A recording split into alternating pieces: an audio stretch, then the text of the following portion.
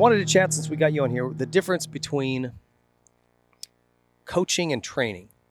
So, you know, there seems to be in our sport, and we'll get more into this down the road, but there seems to be a big difference between being a rider coach and a rider's trainer, right? Yeah. And sometimes you got to do both. And I think you are one of the guys who does a great job of balancing both. I feel like there's a little bit of a misconception there.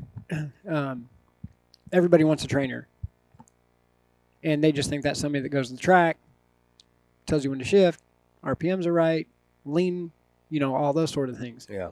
That's not a trainer. A trainer is someone that helps your body be fit, ready to race, strong, to be resilient to injuries and things like that. Yeah. So training is not really at the track. I mean, it consists of doing motos and being strong and being able to get through the motos and things like that.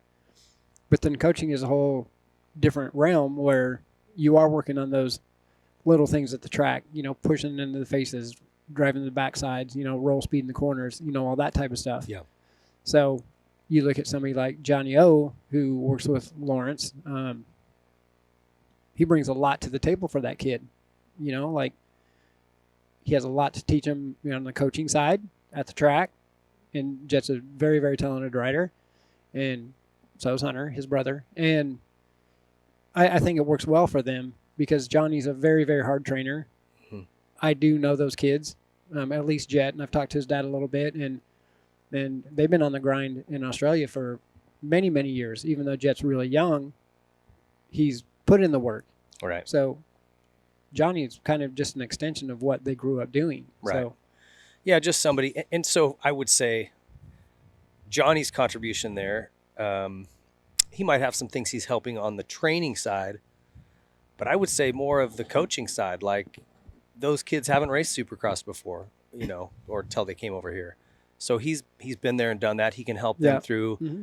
tactics and strategy and obstacles. And, you know, Johnny's obviously been a student of that and done it himself. So there is a difference between the two things. And I think that in a perfect world, if you could afford it, both would be great. You know, have a rider coach who's legit and then have a trainer who's mm-hmm. legit, you know, but we don't always, that would get very expensive. Yeah, it can get expensive. And then, you know, and then there is a balance also because there is training at the track with the motos and, you know, putting in the work and the things that you're doing when it's 105 out and you go to Nuevo and put in a couple 35-minute motos. That's a little bit different than a couple of 20s at State Fair in January. Yes. So are you going to do the same thing off the bike?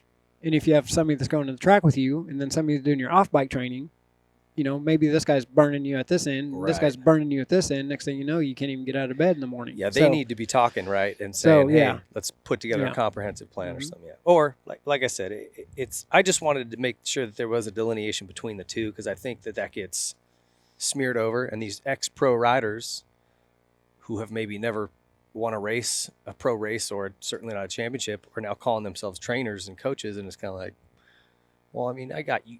You might have been a good rider, but you know, what makes you a trainer? I don't know. To me, it gets a little bit odd. There's definitely a lot to it. And, you know, some guys go from riding and racing to being good coaches, good trainers, and being able to work with people really well. But there's some people that are high-level athletes that don't understand that, like that, I guess, relation to just because it worked for them, it's not going to work for every kid. So you have to be able to work with different personalities, different families, you know, different individuals and what their needs are, you know, and that's not always the case when you're Jeremy McGrath, what worked for you might not work for, you know, whoever partying at Havasu on the weekends. You know, there's some of that too, but, you know, there's a kid racing the super mini class at Loretta's that the way Jeremy did it's maybe not going to work for him. Right. So, so kind of a follow-up to that. And we talked a little bit about this on the way up here. Why did it take so long for Moto to catch up in terms of training? You know, back when in the mid 90s, let's say, was kind of when I came in to the sport. There was nothing, man. Like Jeff Spencer was the only trainer. Mm-hmm. And I worked with him, I think in 95, I think Mitch sent me up to him and he had me doing like squats, push. I mean, I'm doing basic rudimentary stuff. Yeah. Yeah. There was nothing technical honestly, or trick about it. the movements of training now are still similar. I mean, it's all just like gym movements and things like that, but it's how you put it together and develop it. But if you look at our sport in general, it's really a hillbilly sport. And like we talked coming up here, we have the same people running the industry that we did then. So really a lot hasn't changed. There's been some, numbers come in and PowerDot, and you have all these different companies that have came in and they made training numbers and zones and things more specific, which were already in stick and ball sports. Yeah. When we were just, okay, let's go pound out 30-minute motos. Let's go pound this out. We just need to be better at the track, right? Everybody just needed to be better at the track. Well, I remember our mountain bike trainer, like our cardio during the week was we'd leave your house. I thought about that this week. We'd leave your house on our mountain bikes. You'd give me a head start, and we had a loop through Menifee. I know. Up to the tower and back home. And whoever we didn't make it home. Whoever would cross that line onto the pavement so when I stopped as a mechanic, I was working for you. That was my last year, and then I was going to race mountain bikes. Yeah. I was just all of a sudden I was going to be pro mountain bike guy and from a mechanic, which was a lot of fun. But you had your hot chili mountain bike, and we were training together. Yeah. So we knew the gap from what Ping could do loop to what I could do the loop, and we'd send Ping out, and I would have to catch him, and he'd have to stay away. So by the time we got back to the street, we were just laying in the grass. And I can't remember, it was probably about 15 minutes, 20 minutes? 15, 20 minutes. So it was actually really good, like anaerobic training. It was. It was maybe a little bit much, but... That's what I'm saying. We weren't very calculated. No, it was we just, weren't. I was going to die before I'd let you pass Yep. me, and you were going to die before you let me beat you.